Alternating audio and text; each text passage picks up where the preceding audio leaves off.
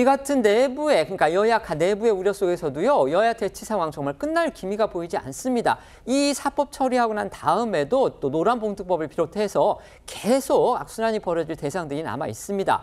오늘 국민의힘 추경호 원내대표는요, 국회 과방위원장으로 방통위원장 인사청문회를 주관한 민주당 최민희 의원을 국회 윤리위에 제소하겠다, 지금 이렇게 밝혀서 여야의 대치가 급기야 법적 문제로까지 비화하는 그런 양상으로 번지고 있습니다. 네, 잠시 뒤 국회 과방위에서는요, 이진숙 방송통신위원장 후보자 인사청문 보고서 채택 여부가 논의될 예정인데요.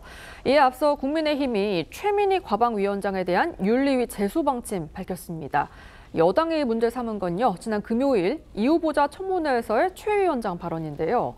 당시 최 위원장은 이 후보자를 향해서 뇌구조에 문제가 있다라고 말해 막말 논란 불렀고요. 이에 이 후보자가 사과를 요구했지만 사과할 일 아니라면서 신경전 이어가기도 했거든요. 영상으로 보고 오겠습니다.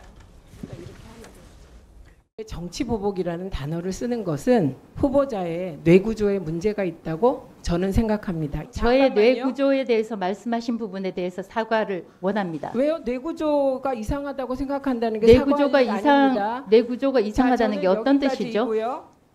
저의 뇌구조에는 이상이 없습니다. 이번 청문회 기간 정말 3일 동안 열렸습니다. 그거 굉장히 이례적인 거다, 이런 말씀 저희가 며칠 전에 드렸었죠. 이 청문회 기간 내내 여당은 최민희 위원장의 발언 그리고 태도를 지적해 왔습니다. 뇌 구조에 문제가 있다. 특히 이건요, 선을 넘어도 한창 넘은 인신공격성 발언이다. 이게 여당의 주장입니다. 네, 그뿐 아니라 이제 최 위원장은 청문회에 앞서 출연한 한 라디오에서도요, 이 후보자, 그러니까 그 일본국 위안부와 관련해서 이 후보자가 일본 정부 대변인의 뇌 구조를 가지고 있다 하면서 이 원색적인 비난을 하기도 했습니다.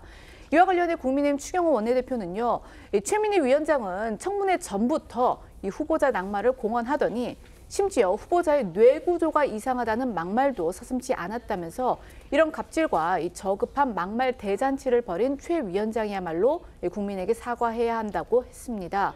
그러면서 최 위원장이 그렇게 중요하게 생각하는 이 과방위의 권위를 세우기 위해서라도 국민의힘은 최 위원장에 대한 국회 윤리 제소를 추진하겠다고 밝혔습니다. 이렇다 보니 잠시 후 이진숙 후보자의 인사청문 보고서 채택 여부가 논의될 국회 과방위에서도 여야의 거친 공방이 이어질 걸로 보입니다.